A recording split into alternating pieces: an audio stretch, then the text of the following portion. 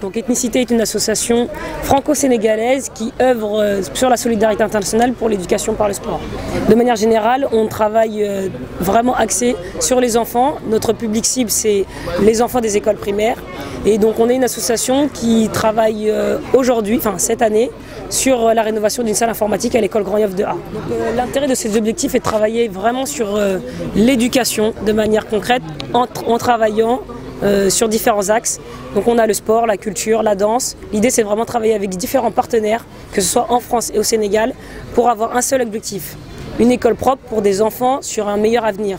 Sans le travail qui est fait ici par les bénévoles d'Ethnicité, on ne peut pas travailler sur ces différents axes-là. Pourquoi ? Parce que les enfants ont l'habitude d'avoir des écoles qui ne sont pas forcément dans des conditions suffisamment salubres. L'idée c'est de changer un petit peu les mentalités, que les enfants comprennent que cette école-là c'est leur école et qu'ils travaillent sur deux aspects. Un, la propreté, deux, l'entretien de leur école. Et nous on travaille sur ces mentalités-là à travers différents axes. Encore une fois, le sport, la culture, l'éducation, avec différents partenaires et différents corps de métier au sein même d'Ethnicité. On n'a pas d'objectif à substituer l'État, mais juste à apporter un plus. Nous, notre association, c'est encore une fois que des bénévoles de tout horizon. On a des sportifs professionnels, on a des corps de métier, on a des étudiants, on a des enseignants, on a tout type de corps de métier. Encore une fois, l'État a ses différentes prérogatives. L'éducation, c'est la prérogative de l'État. Ethnicité, normalement, n'a aucun champ d'intervention sur l'éducation. Mais il se trouve que les réalités sont telles que vous connaissez le Sénégal. Les écoles sont délabrées. On a certaines écoles qui n'ont pas été rénovées depuis 1960, pour certaines depuis leur création, ici depuis 1981.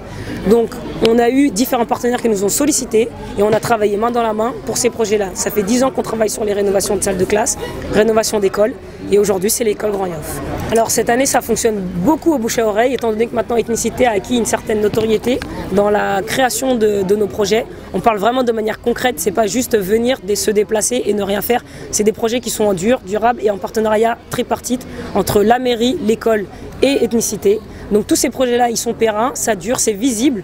On fait concrètement toiture, table, banc, électricité, les salles de classe, plateau sportif pour certains. Aujourd'hui, une salle informatique. Du coup, les critères de choix sont vraiment les écoles les plus délabrées.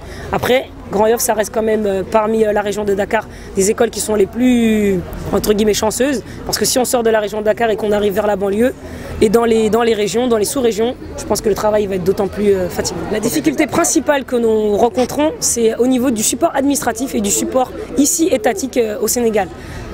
Pour ne pas vous cacher, c'est la première fois qu'on a une conférence de presse qui vient à la rencontre d'Ethnicité, alors que ça fait plus de 10 ans qu'on travaille dans la solidarité internationale. Vous avez dû entendre parler du camp de Bambassé qui a eu lieu cet été à Bop. Donc on est en partenariat avec eux, on travaille avec eux. Tous les matériaux qui ont été donnés ont été acheminés par Ethnicité. Le matériel sportif a été donné pour Ethnicité. Donc on est une association qui est visible, qui travaille. En France, on a nos partenaires, on a nos soutiens, mais au Sénégal, on n'a pas de retour. Donc ça c'est le premier point, le retour médiatique. Aujourd'hui c'est la première fois. Le deuxième point c'est le support administratif. Il est difficile pour nous, associations françaises, de venir dans la localité, dans un pays autre, au Sénégal, pour pouvoir investir et faire des projets. Parce que première des choses qu'on voit quand une association française vient au Sénégal, c'est de l'argent. On n'a pas d'argent, on est des bénévoles. Tous les gens que vous voyez ici, tous les jeunes que vous voyez ici sont des bénévoles. Ils sacrifient leur temps, leur énergie.